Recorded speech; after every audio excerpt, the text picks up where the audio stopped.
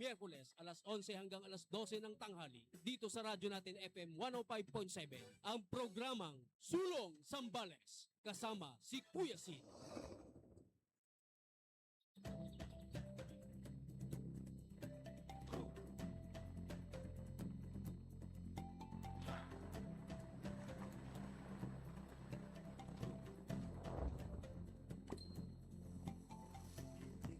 Sa yaman at kultura, sinuwi mahahalina.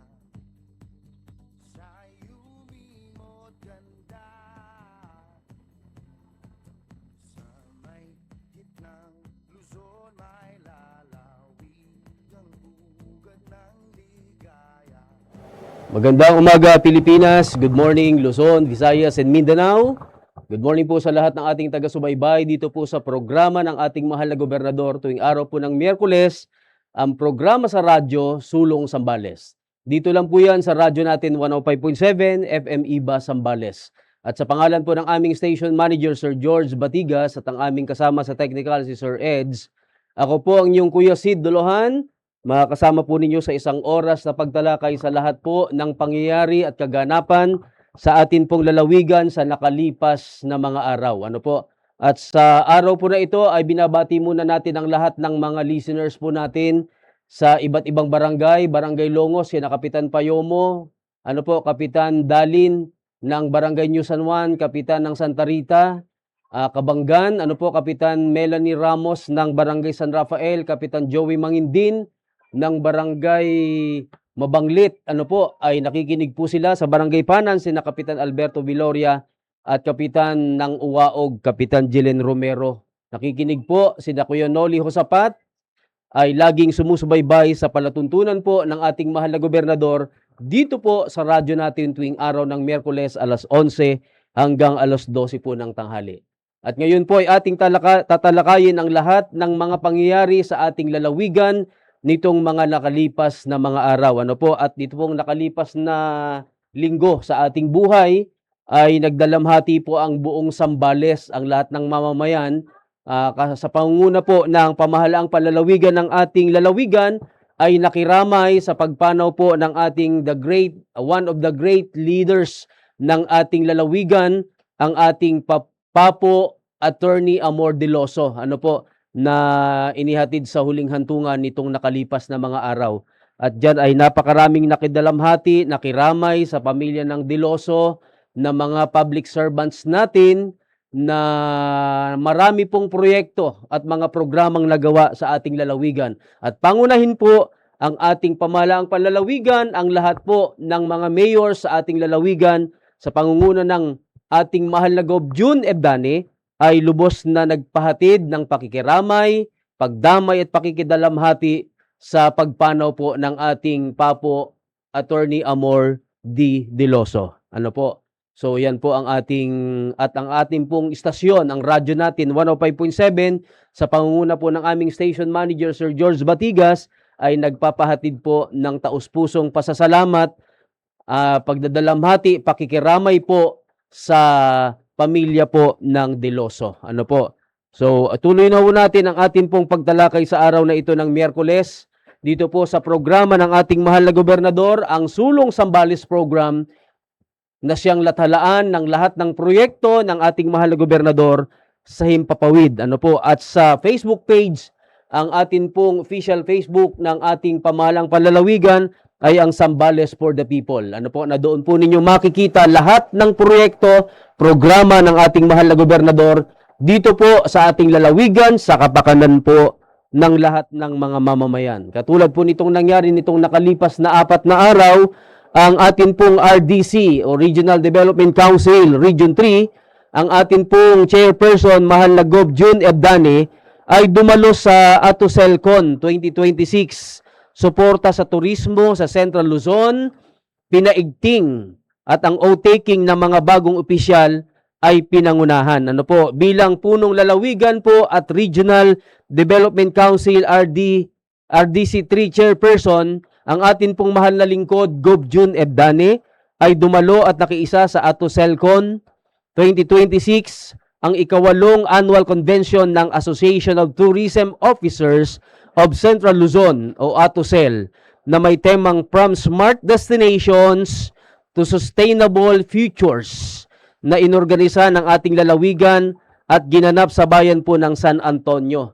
Ano po, bilang keynote speaker ay ibinahagi natin o ng mahal na gobernador ang ilan sa mga programa at proyektong magpapalakas sa industriya ng turismo sa Central Luzon. Kabilang po ang patuloy na pagpapaunlad ng infrastruktura at transportasyon na magpapabilis sa paglalakbay ng mga turista sa iba't ibang destinasyon sa buong rehiyon.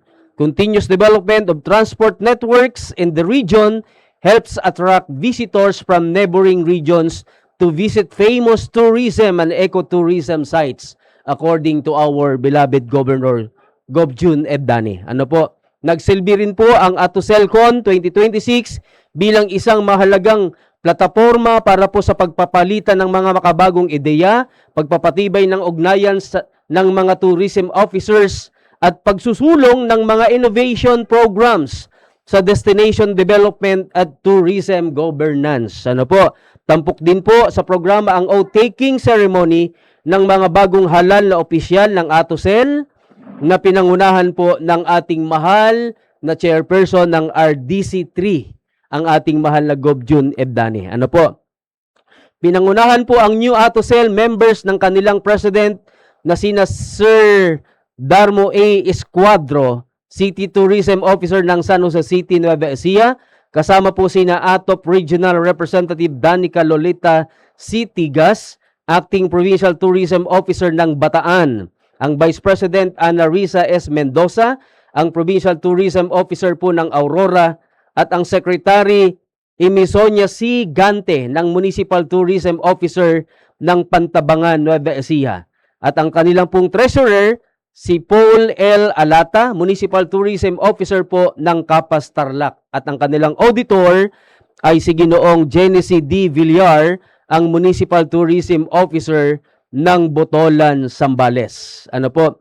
Kasama rin po ang mga Public Relations Officers na sina Elenita S. Lorenzo ng Clark, Mary Jamil A. Camba ng SBMA, Leticia Combis ng Aurora, Leonardo Herbon ng Bataan, Limuel Jan Lubiderio ng Bulacan, Janmara Estefan San Pedro ng Nueva Ecija, Michael Castañeda ng Pampanga, Cherilyn Pascual ng Tarlac, Josepina Rosa Legaspi ng Zambales, at Maria Domitela D. Mora, member of the Executive Board. Ano po, dinaluhan po ang konbensyon ng mga tourism officers, industry leaders, stakeholders, partners at iba't ibang delegasyon mula po sa Aurora, Bataan, Bulacan, Pampanga, Tarlac, Nueva Ecija, Subic Bay Freeport Zone, Clark Freeport Zone, Olongapo City, at President Ramon Magsaysay State University, at iba't ibang mga munisipalidad ng San Antonio at ng host province ay ang Zambales po, mga kababayan. Ano po? Kasama rin po sa programa ang bayan ng San Antonio sa pangunguna ni Mayor Doc Arvin Antipolo na naging bahagi at nakasama ng PTIPO Zambales sa matagumpay na ATOCELCON 2026. Ang pagpupulong po na ito ay patunay ng ating sama-samang hangarin na higit pang paunlarin ang industriya ng turismo sa Central Luzon sa pamamagitan ng mas matibay na ugnayan, inobasyon at pagtutulungan ng bawat lalawigan. Hangad ng atin pong mahal na lingkod, ang RDC3 Chairperson Gov. Ebdane, na patuloy nating maisulong ang mga programang magbubukas ng maraming oportunidad, magpapalakas sa ating ekonomiya at magpapakilala sa Central Luzon bilang pangunahing destination ng turismo sa buong bansa. Mabuhay po kayo, ang bati ng ating mahal na Gov. Ebdane. Yan po'y bahagi ng programang Sulong Zambales, Arangkada Zambaleño, Zambales for the People. Yan ay dahil po sa kasipagan ng ating mahal na Gov. Ebdane bilang chairperson ng RDC3 na siyang nagpapaunlad ngayon. Ang kanila pong tinalakay sa nakalipas na pagpupulong ay ang pagpapaunlad po ng turismo, infrastruktura at mga transport units na pwedeng gamitin. Ano po? Sa pagpapaunlad po ng turismo, hindi lamang sa Zambales, kundi sa buong Region 3. Ano po? At ang atin pong hatid serbisyo, hatid saya ng pamahalaang palalawigan ng Zambales ay nakiisa sa piyesta ng Del Carmen Kabanggan, Zambales. Sa layuning mabigyan po ng dagdag na kasiyahan ng ating mga kababayang Sambaleño, sa barangay piyesta nila ay pinagdiwang ang dakilang kapistahan. Ano po? Nakiisa po dyan ang pamahalaang palalawigan ng Zambales sa pamumuno ng ating mahal na Gov. June Ebdani, nagpadala ng mga prizes sa lahat po ng patimpalak dyan sa nakalipas na piyesta or kasiyahan po sa barangay Del Carmen, Kabanggan, Zambales. Ano po? At ang atin pong OSC rating bilang Green and Safe Health Facility ay umangat mula po sa 3 stars ay patungong 4 stars. Ano po? Ano po ito? Ano po ang detalye ng tungkol dito? Ano po? Isa na namang magandang balita po para sa serbisyong pangkalusugan sa Zambales. Ano po? Nakapagtala ang Ospital ng Santa Cruz, OSC, ng 90.21% sa isinagawang monitoring ng Department of Health, Health Facilities Enhancement Program or DOH-HFEP. Dahilan upang umangat ang ospital mula 3 stars tungo sa 4 stars sa ilalim ng Green Viability Assessment o GBA tool bilang isang green and safe health facility. Ang tagumpay po na ito ay bunga ng sama-samang dedikasyon at patuloy na pagsunod ng OSC, Hospital of Santa Cruz, sa pamantayan ng kalidad, kaligtasan ng pasyente, pangangalaga sa kalikasan at mahusay na paghahatid ng serbisyong pangkalusugan. Taos-puso po na binabati ng ating pamahalang palalawigan ng Zambales sa pamumuno, siyempre, ng ating mahal na Gov. June Ebdani, ang Ospital ng Santa Cruz sa pagkilalang ito na kanilang nakamit. Ano po, naway magsilbi itong inspirasyon upang lalo pang mapaigting ang pagbibigay ng dekalidad, ligtas at makataong serbisyong pangkalusugan para po sa bawat Sambaleño. So congratulations po sa OSC, Hospital ng Santa Cruz, ang pagbati po mula sa ating mahal na Gov. June at syempre sa lahat ng mamamayan ng lalawigan po ng Zambales. Magbabalik po ang programa nating Sulong Zambales sa radyo natin pagkalipas po ng maikling musika ng atin pong palatuntunan.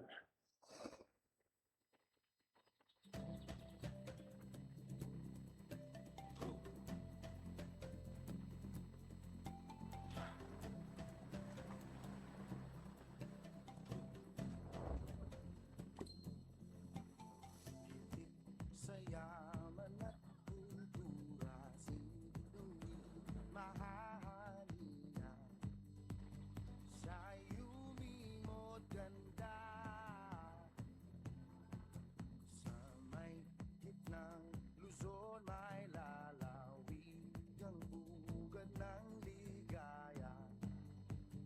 Tiyak maaakit ka.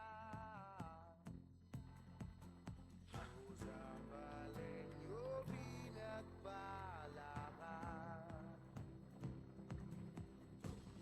Dagnay ating sweetest mangga.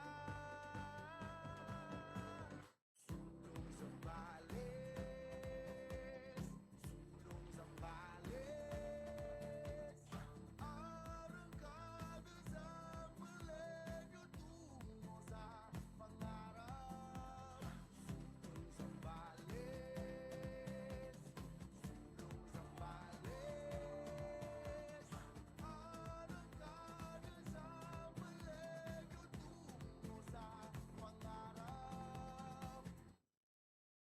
Halip na tuklasin ang hiwagang dala nitong probinsya.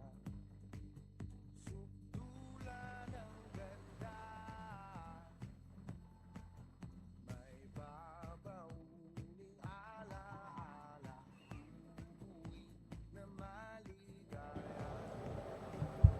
Nagbabalik po ang ating palatuntunan sa radyo natin 105.7 kasama po ang inyong Kuya Sid Dolohan sa patuloy nating pagtalakay sa lahat po ng kaganapan sa ating lalawigan nitong nakalipas na mga araw. Ano po, nitong mga nakaraang araw may bagyo, ano po, pinalakas pa ng hanging habagat kaya ang ating buong lalawigan at ang buong Central Luzon ay ang daming binaha. Ano po, so mga low-lying areas po ay binaha.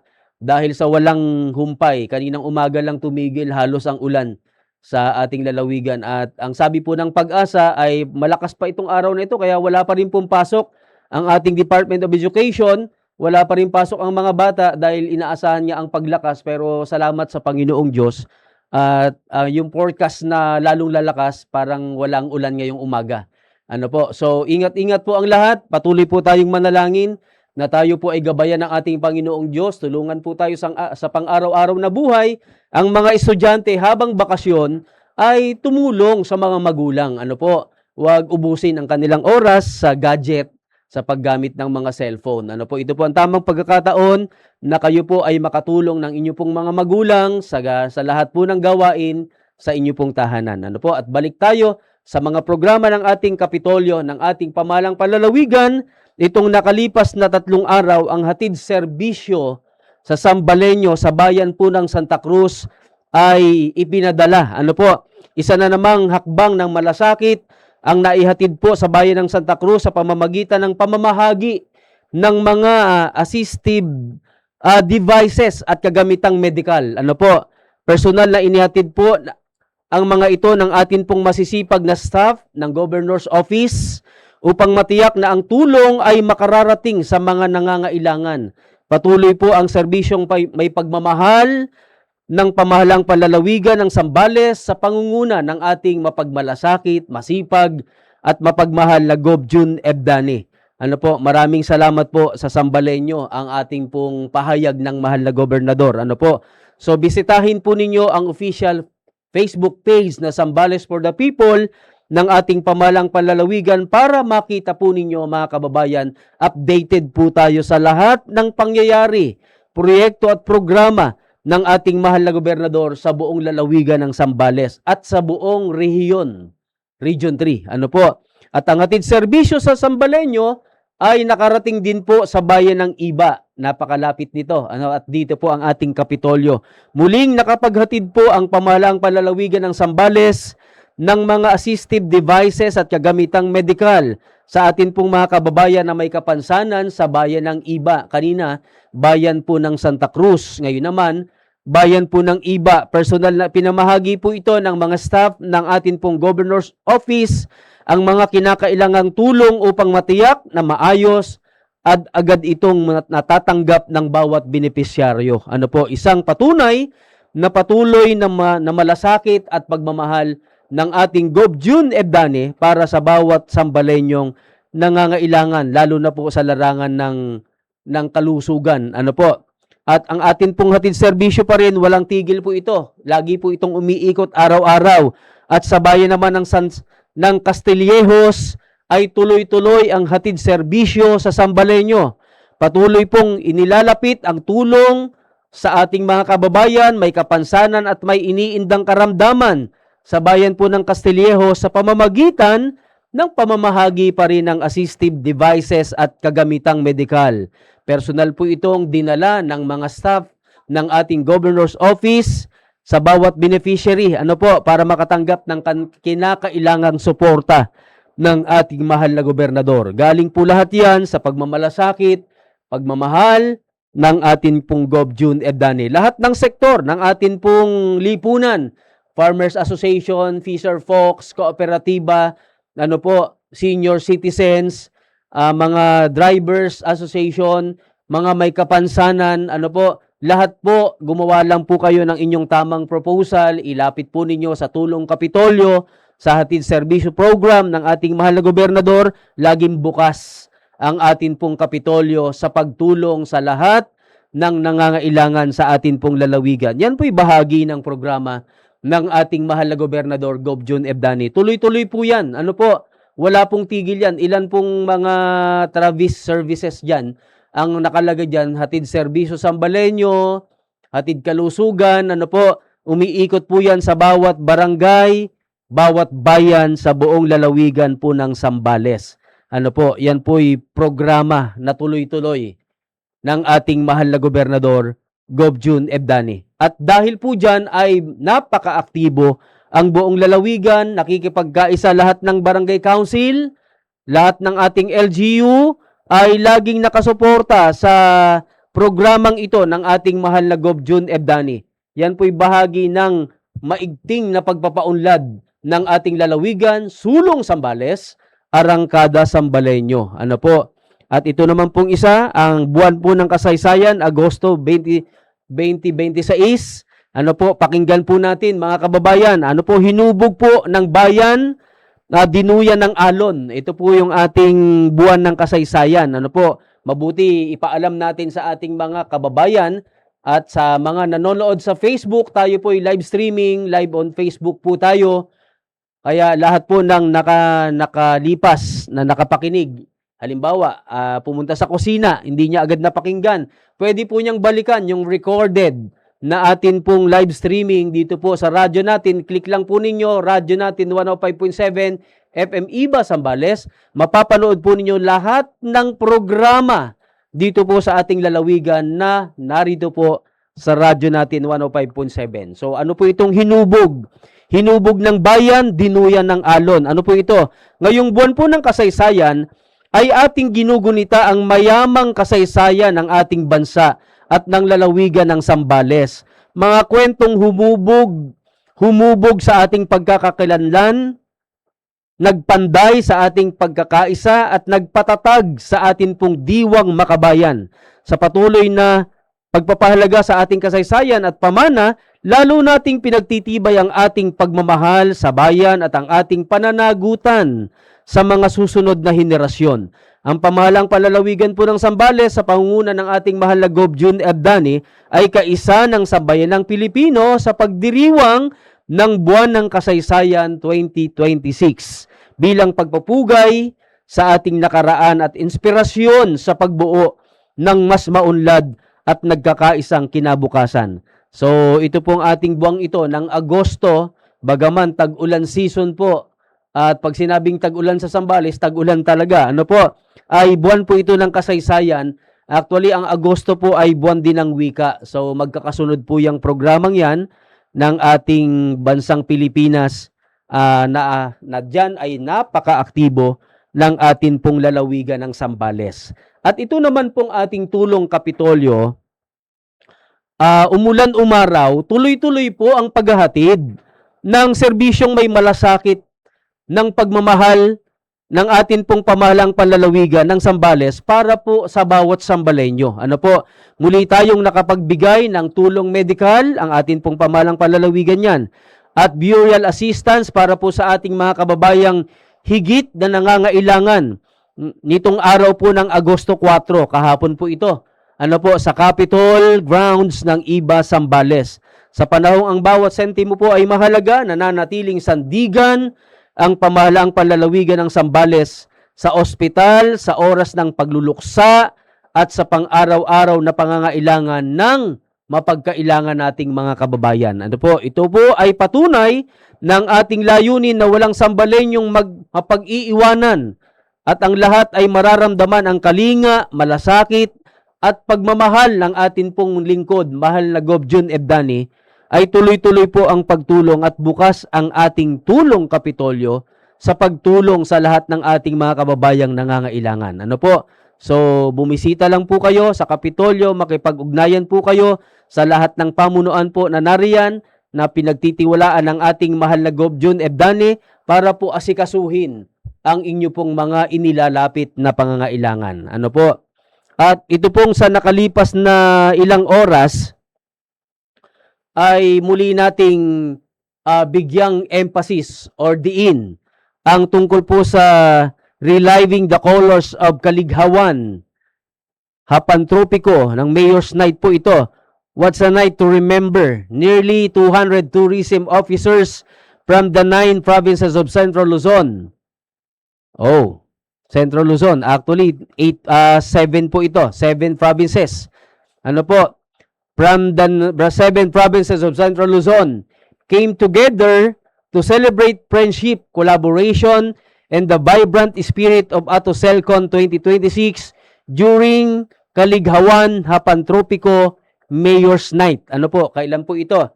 The evening was filled with colorful tropical outfits, delicious food, lively entertainment, and meaningful connections creating memories that truly reflected the warmth and hospitality of Zambales. Adding excitement to the celebration were Mayor Jun Omar C. Abdani of Botolan, who also serves as LMP Zambales Chapter President, and Mayor Lorraine Abad Sarmiento, who joined the fellowship night generously hosted by Mayor Arvin Rolly D. Antipolo of Municipality of San Antonio, Zambales. Congratulations to the winners who brought extra color and energy to the celebration. Ano po, ang best Pantropico outfit po ay nakuha po ng lalawigan ng Aurora in Pampanga. At ang best group presentation naman ay nakuha po ng lalawigan ng Pampanga. Ano po? The Provincial Tourism and Investment Promotions Office extends its sincere appreciation to Mayor Arvin Rolly D. Antipolo, Pro Ace Corporation, and Mayor Jun Omar C. Abdani for the exciting prizes, as well as to the resort owners of Zambales for their generous gift certificates that made the evening even more memorable. Ano po? More than a fellowship night, Kalighawan Hapantropico celebrated the unity, camaraderie, and shared commitment of Central Luzon tourism champions in advancing a stronger and more sustainable tourism industry in the region. Ano po? Until the next celebration, thank you for making Zambales your home and creating memories that will last a lifetime. Ano po? So, yan po yung pahayag ng ating Tourism Department ng Zambales sa lahat po ng mga tourism officers na lumahok. Ito pong nakalipas na kanilang programa. Ano po? At ang Tulong Kapitolyo po ay hinandog kahapon po, August 4, dyan po sa ating ground ng Kapitolyo, Iba, Zambales. Ano po? At meron pong announcement tayo dito. Ano po? Provincial Peso Zambales ni Sir Moming Lim ay may announcement. Ito po ang huling bahagi ng ating programa. Basahin po natin ang kanyang announcement. Calling all the graduating students and college graduates. Ano po? Are you a graduating student currently in your second semester or graduate of any four-year bachelor's degree? This is your opportunity to embark on a noble career of honor, leadership, and service to the nation.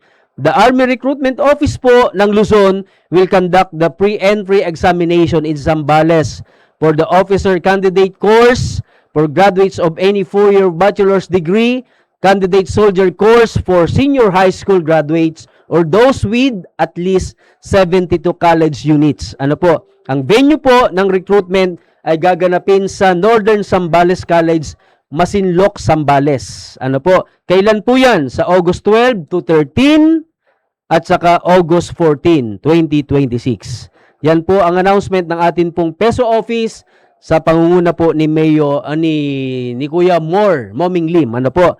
At bago po tayo magtapos ay binabati po ng pamalang panlalawigan at ng lahat ng Sambalenyo ang atin pong BM Rene May Collado sa pagdiriwang niya ng kanyang kaarawan sa araw po na ito.